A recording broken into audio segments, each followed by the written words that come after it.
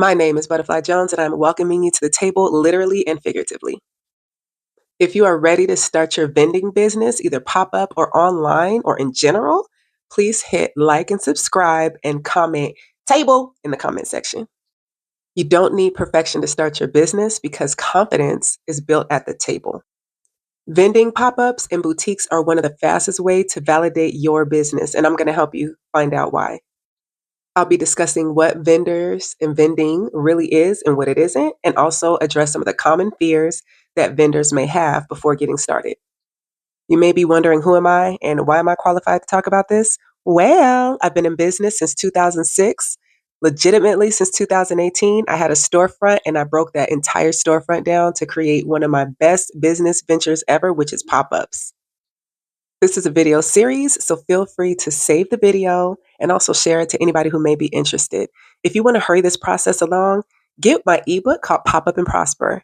It's at www.buttaflyjonez.com and it's in PDF format, so you can read it on your Kindle in PDF form or even print it. So first, I'll discuss vending, and I just want to let you know you don't need to have a perfect plan right away. You just need to have a vision. And from that point, follow some check marks that I have in the checklist that's found in the ebook and just get started. Here's your permission, because I know sometimes you feel like you need to have permission. So I'm giving it to you.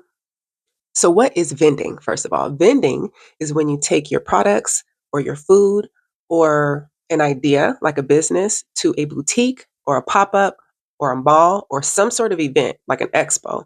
And you decide to set up a table, set up a booth, set up a canopy, and sell your product out of that event. You could even vend out of somebody's living room, at somebody's corporate event, or at small parties, bridal showers, anniversaries, anywhere. It's all vending. The cost of vending ranges anywhere between $20 and I've paid up to $1,200. Yeah, I had to think about that one. Okay. That was the Taste of Soul in Los Angeles, one of the biggest street fairs that there is. It is from 10 a.m. to 7, but you're really there from 4 o'clock in the morning until 9 o'clock at night. That's a lot, right? But that was one of my goals, and I accomplished that goal. I've done big shows, but I also done small shows. I've done shows where friends invite me over for free, and I end up giving them gifts because they've invited so many friends over to my house, to their house, that I'm like, you know what? Let me give you a gift. No, no, no, no, please. Let me give you a gift. Well, I'd rather pay. Okay, well, pay for some, and I'll give you some more. How's that?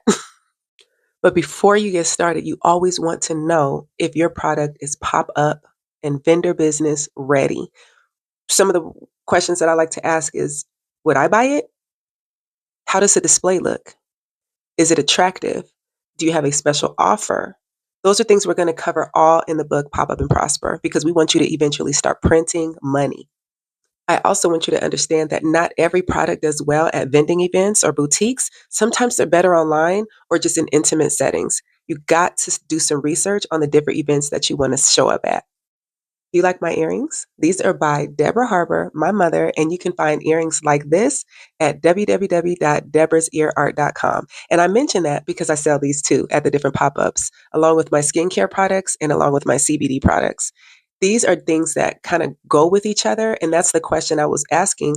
Is your product pop-up ready? Does it mesh well? I also do candles. It meshes well with the skincare because it's all self-care. I also do the earrings, and I do press-on nails because I make press-on nails. It all goes with aesthetics. It all goes with feeling well. Are you the type that want to have Hello Kitty pencils and lawnmowers? No. Do they go well together?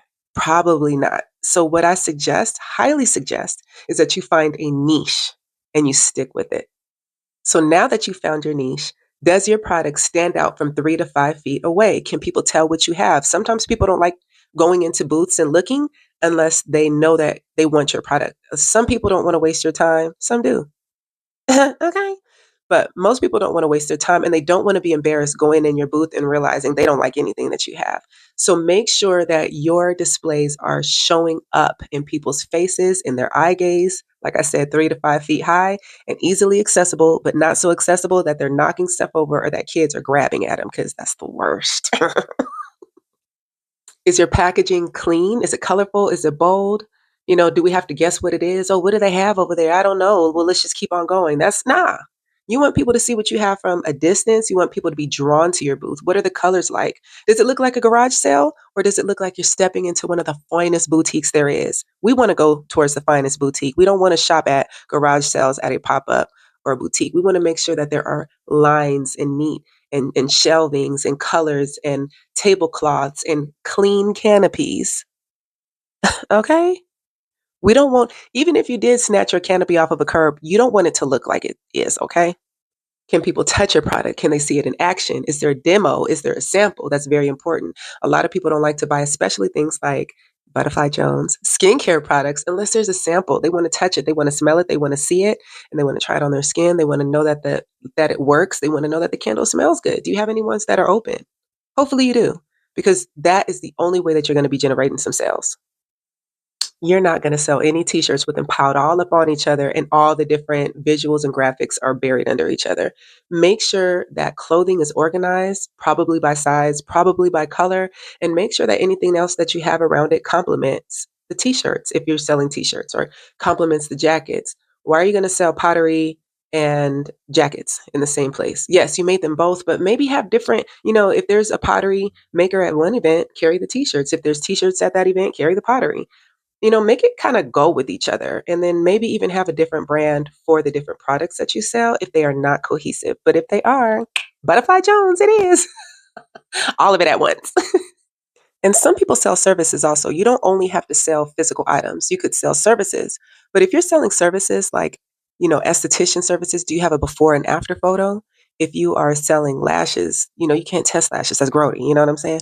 Do you have before and after photos of your lashes or your brows or your tattoos? Do you have, you know, if you're selling skin discoloration cream, do you have before or after photos? We know that those things take time, so we don't want to just say, yeah, it works, and you'll just have to buy it and find out. Nah, people want to see the before and after photos, so make sure that you have some of those.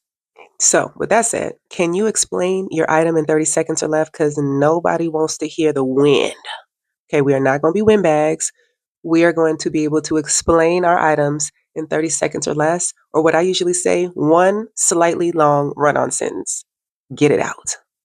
For example, if somebody comes to your table and says, oh, what is this? Well, it's that thing that does this other thing and it helps this other thing. So I created a thing because I went through this myself, and that you could just see them like just zone out. Okay.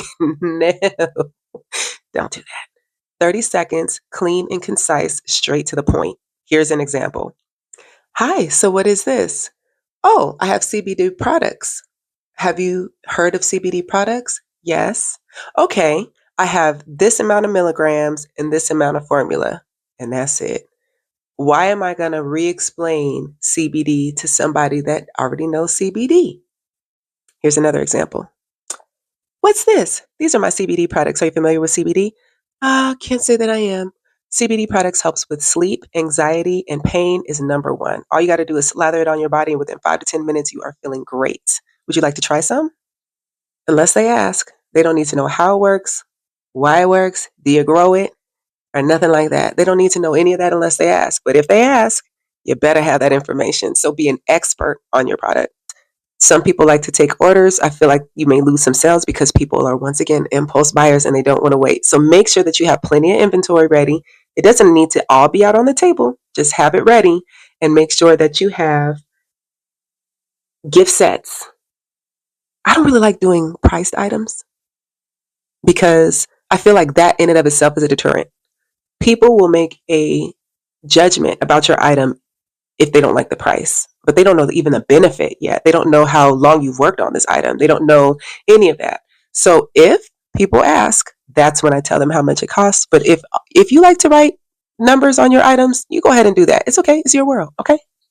Unless they ask, they don't need to know how it works, why it works, do you grow it, or nothing like that. They don't need to know any of that unless they ask. But if they ask, you better have that information. So be an expert on your product. And fourth and final for this episode, is your product impulse friendly? Yes, we need to woo the impulse buyers, okay? Do you have a special offer? Do you have an irresistible offer? Do you have a discount, or are you just stuck at $50 per item? Let me tell you something. Everybody don't have $50 for your item. Have a range of costs, okay? Have a $10 item, a $20 item, a $30 item, and a $50 item. If they can't afford it, they will just walk smooth out of your canopy. Okay. So be prepared for people who can't afford everything, have something lower price for them, and do not be afraid to share your higher price items because your price is your price. But I always suggest have a deal ready on hand, an irresistible offer. And my long standing offer is buy three, get one free. It's easy to say buy three, get one free. And if they ask, what does that mean? I say you're going to pay for the three highest price items and the free one is the lower price item. Okay. They love a free item. You may want to have some grab and go items. Some people like to take orders. I feel like you may lose some sales because people are, once again, impulse buyers and they don't want to wait. So make sure that you have plenty of inventory ready. It doesn't need to all be out on the table. Just have it ready and make sure that you have gift sets. I don't really like doing priced items because I feel like that in and of itself is a deterrent. People will make a judgment about your item if they don't like the price, but they don't know even the benefit yet. They don't know how long you've worked on this item. They don't know any of that. So if people ask, that's when I tell them how much it costs. But if you like to write numbers on your items, you go ahead and do that. It's okay. It's your world. Okay. Thank you for listening, and I will be covering more on the next episode of Pop Up and Prosper. Okay, so stay tuned for the next episode if you want to know more on how to pop up and prosper and build you a business that'll have you printing money. Okay, if you would like to just go ahead and get this ebook, visit butterflyjones.com and check in the ebook section. Have a great, beautiful, blessed day.